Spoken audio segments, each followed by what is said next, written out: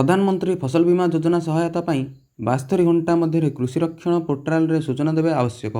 आज्ञा हाँ, सूचना मुताबक विगत 2 दिन धरी अनुगुल, बालेश्वर, भद्रक, बौद्ध, कटक, ढेंकानाल, देवगढ़, गजपति, गंजाम, जगतसिंहपुर, जाजपुर, कंधमाल, केन्द्रापड़ा, केन्दुझर, खोर्धा, कोरापुट, मयूरभंज, नवरंगपुर, नयागढ़, पुरी एवं रायगड़ा जिले में विभिन्न स्थान में वर्षा अनुभूति होती। ଏହି ଅଦିନିଆ ବର୍ଷା ଯୋଗୁଁ ଅନେକ ଚାଷୀ ଅମଳ କରି କ୍ଷେତରେ ରଖୁଥିବା ଖରିଫ ଫସଲ କ୍ଷତିଗ୍ରସ୍ତ ହୋଇଥିବାର ଆଶଙ୍କା କରାଯାଇଛି।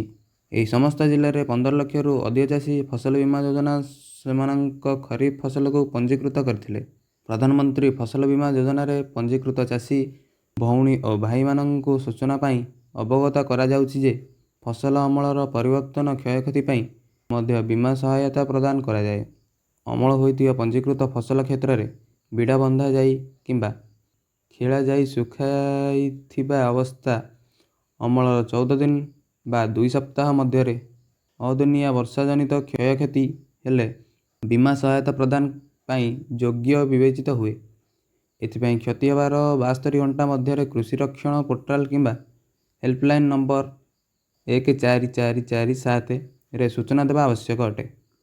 ऊपर वर्णित जिला किंबा अन्य कौनसी जिला पंजीकृत चाषी भौणी और भाई माने अदिनिया वर्षा जनित सेमानंकर फसल अमलर परवर्ती क्षयक्षतिर सूचना तुरंत कृषि रक्षण पोर्टाल माध्यम किंबा 14447 को कॉल करी जनातु। समवाय और कृषि विभाग ओडिशा सरकार तरफ चाषी भौणी और भाई मानंकु अनुरोध तुरंत निज क्षयक्षति सूचना प्रदान करंतु एवं यही योजना लाभ नियंतु।